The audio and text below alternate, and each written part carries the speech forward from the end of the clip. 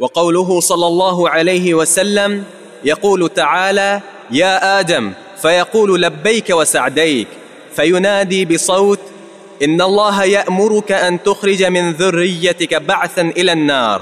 متفق عليه. وقوله: ما منكم من أحد إلا سيكلمه ربه وليس بينه وبينه ترجمان. متفق عليه. احسنت، بارک اللہ فیک.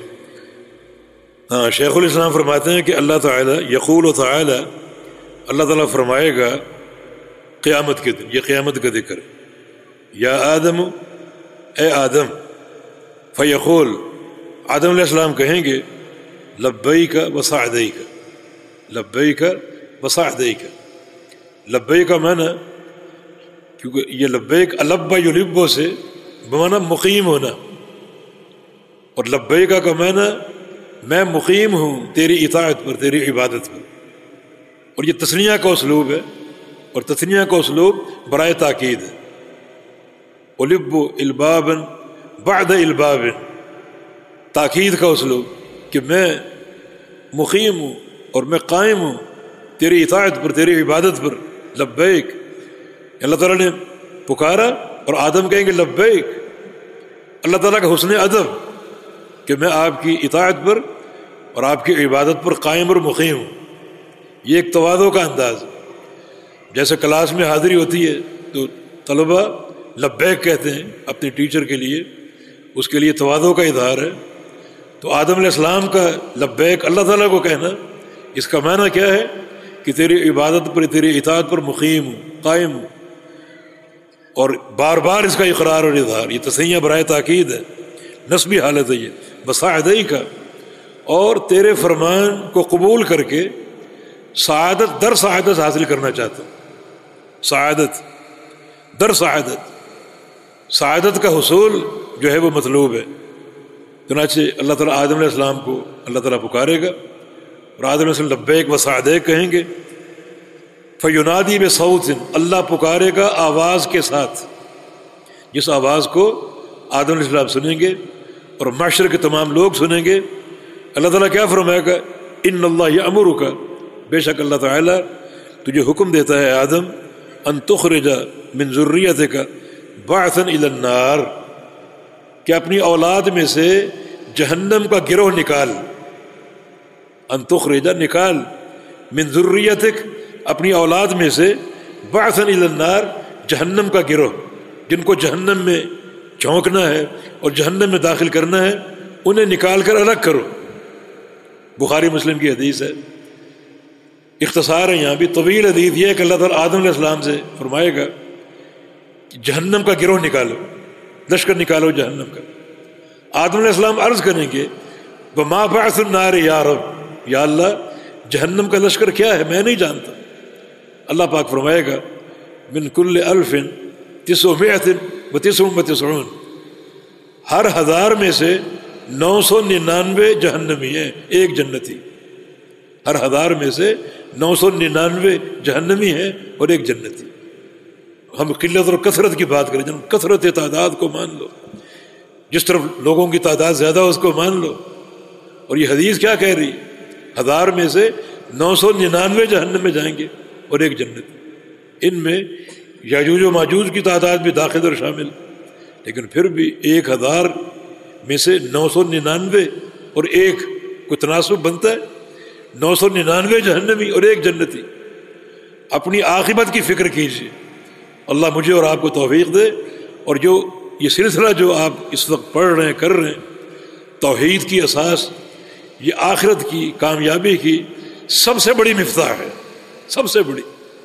ایک بندے کی توحید اگر راسخ ہے، درست ہے، اگر اس کے اعمال میں کمی بیشی بھی ہے تو توحید کی برکت سے اللہ رب العزت اس کے اعمال قبول کرے گا. گناہ ہیں تو توحید کی برکت سے اللہ تعالیٰ اس کے گناہوں کو صاف کر دے گا اور اس کو معاف کر دے گا. چنانچہ یہ حدیث جو پوری میں نے آپ اس میں عرض کر دی، اس کو شیخ الاسلام نے کیوں پیش کیا؟ ایک تو ہے یقول تعالی، اللہ تعالیٰ کہے گا قیامت کے دن. معنی اللہ کا کہنا، اس کی یہ صفت ثابت ہے. اللہ کلام فرماتا ہے، یقول یعنی یتکلم، اللہ کلام فرماتا ہے. اللہ تعالیٰ کا قول ثابت ہے، بات کرنا ثابت ہے، کہنا ثابت ہے. اور آگے فَيُنَادِي بِصَوْتٍ، اللہ پکارے گا آواز کے ساتھ. یہ ندا ہے، ندا بھی ثابت ہے. ندا کا معنی یعنی پکارنا بلند آواز سے. ایک ہے ندا اور ایک ہے مناجات. ندا کا معنی بلند آواز سے پکارنا، اور مناجات کا معنی ہلکی آواز سے سرگوشی کرنا. اللہ تعالیٰ کی ندا بھی ثابت ہے، قول بھی ثابت ہے، اور مناجات بھی ثابت ہے. اور یہ تمام صفات حق ہیں، کتاب و سنت سے ثابت ہے. ہمارا ان پر ایمان ہے. کیفیت معلوم نہیں ہے، کیفیت اللہ کے سپرد ہے، کیفیت اللہ تعالیٰ کے سپرد ہے. تو یہ جو ہے اس حدیث سے اللہ تعالیٰ کی یہ صفات ثابت ہو رہی ہے. ہم یہ عقیدہ رکھتے ہیں کہ اللہ تعالیٰ کلام فرماتا ہے، جیسے کہ آگے بھی حدیث ہے بقولہ، اور رسول اللہ صلی اللہ علیہ وسلم کا فرمان ما منکم من احد الا سیکلمہ ربہ ولیس بینہ وبینہ ترجمان.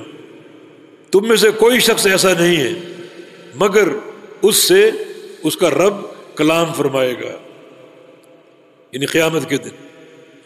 اور کلام اس طرح فرمائے گا کہ اللہ تعالیٰ اور بندے کے درمیان کوئی ترجمان نہیں ہوگا. لیس بینہ اے بین اللہ تعالیٰ و بینہ اے بین العبد، اللہ تعالیٰ اور بندے کے درمیان کوئی ترجمان نہیں ہوگا. براہ راست باتیں ہوں گی، براہ راست اللہ تعالیٰ کلام فرمائے گا. تو اللہ تعالیٰ کی صفت کلام یہاں ثابت ہو رہی ہے. ہمارا اس پر ایمان ہے، اس کا کلام فرمانا حق ہے. اور جن کو دورہ پڑتا ہے کہ جناب کلام تو انسان بھی کرتے ہیں، تشبیہ لازم آئے گی، ان کو دورے پڑتے رہیں. تشبیہ تب لازم آتی ہے جب کہا جائے کہ کلام ہو مثل و کلام، اس کا کلام فرمانا ہمارے کلام جیسا. یہ تو کوئی نہیں کہتا. کلام ہو کما یلیق بجلالہ، وہ کلام کیسے فرماتا ہے؟ جیسے اس کے لائق ہے، اس کے شان شان ہے. انسان کلام کیسے کرتا ہے؟